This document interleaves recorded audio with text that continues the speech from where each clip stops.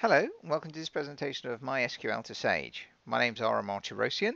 I'm going to show you how to import your data from your MySQL database into Sage. MySQL is a very popular database that's used on the internet for all sorts of things from e-commerce sites, websites, manufacturing systems, EPOS systems, CRM, all sorts of things. And what MySQL2Sage allows you to do is to bring in all the common day-to-day transactions from the database directly into Sage 50. Well over 30 different imports. So let's just jump straight into a demo. What I'm going to do is I'm going to look at a MySQL database that I've set up on the internet. And in there I've got some customers, some products, sales orders and product invoices. And what I'm going to do is I'm just going to press a magic button and then I'm going to import all of those into Sage. So let's have a look at the SQL database first, and that's what that looks like, and we'll look at that in a bit more detail. So let's go into Sage straight away. And what I'm going to do is I've got two buttons here, one for Microsoft SQL Server, which is on a separate video, and this one is for MySQL. So what I'll do is I'll just click on that, and that'll now kick off. So let's go and have a look at the data that we're looking at. So here's my MySQL database, and what I've got is a customers table with all of the columns that we would associate with creating a customer in Sage. Now, one thing about these databases is they've got one extra column called status. So at the moment, these records are new, so they've never been sent to Sage. But after they've been sent into Sage, these will then get changed to a different status of sent, which means you can control records coming to Sage a lot easier and avoid duplicate records. In the products table, I've got all the common product columns, things like codes, descriptions, nominal codes, and so on.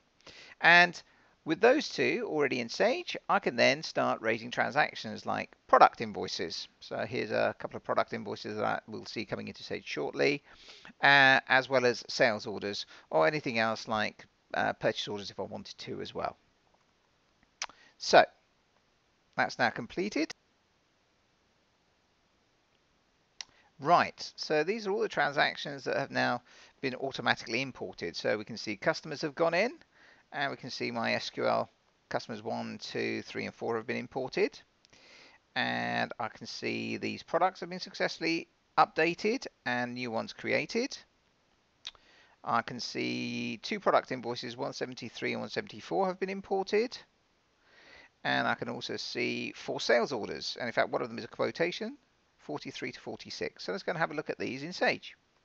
So if I go to the customer record first and just refresh that, I can see that those are the 4 customer records that we had in MySQL Server. If I go to quotations, there's the MySQL quotation that's come through.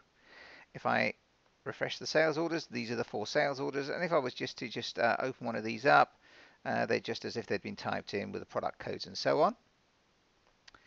And finally, if I look at invoices and refresh that, there's 173 and 174 as shown in the log. And again, if I open those up, I can then see the products and services and so on that were on that particular record. So very, very easy.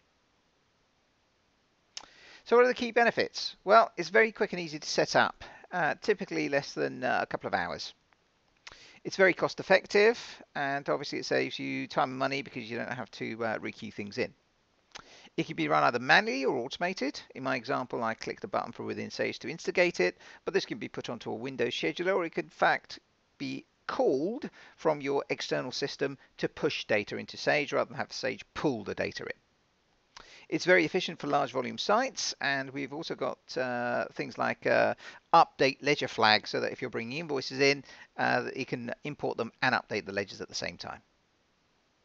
The status column is incredibly important and useful because it then can help you control flow of data and make sure there are no duplicates. And there's a free trial. So what should I do next? Well, feel free to drop me an email or give me a call if you're interested in a free trial, and we can get that organized for you.